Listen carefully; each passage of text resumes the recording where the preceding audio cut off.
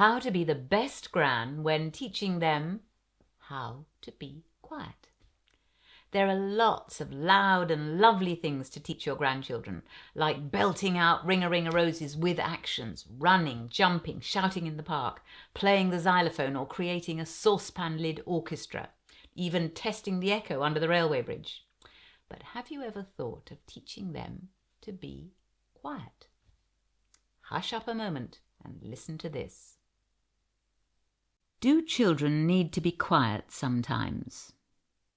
Never mind the children, grandparents themselves deserve a bit of peaceful time sometimes to help them rest up for the next noisy bits. But the children too need a bit of downtime when there's absolutely no input and no sound going on around. It's a time they can use to process the events of the day, let new information settle, rest and relax. How do you teach them not to get overexcited? Well, you don't start when they are overexcited. The best time to learn about being quiet is when you are actually being quiet. You can reinforce it, model it, comment on it, and label it with some markers like, "Isn't it nice sitting here on the quiet cushions?" or, "Shh, if we're very quiet, we may hear the ladybirds talking or hear the spiders snoring." This can be identified as quiet time, and you can cue it later, like, "Let's have some quiet time after lunch."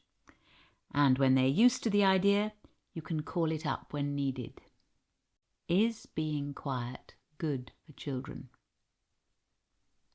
They get so much sound-driven input from TV, story tapes and tablets. It's got to be good for them to experience sometimes when they're not being excited by external stimulation. And research now says that this kind of quiet time is even good for health and well-being. Will it work at bedtime? Great time to get quiet is at the end of the day.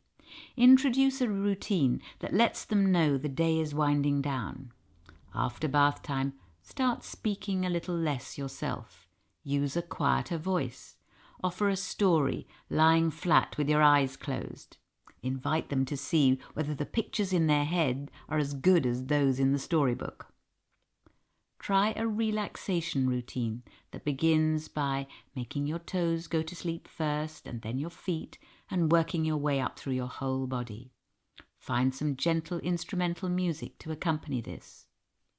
Most children like this activity so much they'll actually ask for quiet time at the end of the day.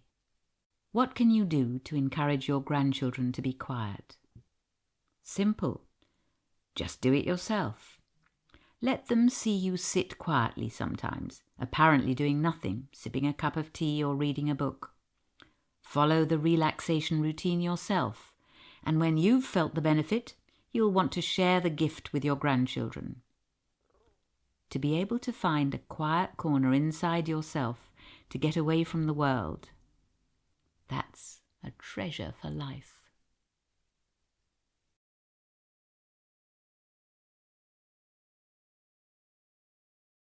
If you like the idea of finding a quiet space and teaching it to your grandchildren, go to the Grand's the Word website and click on the listening tree.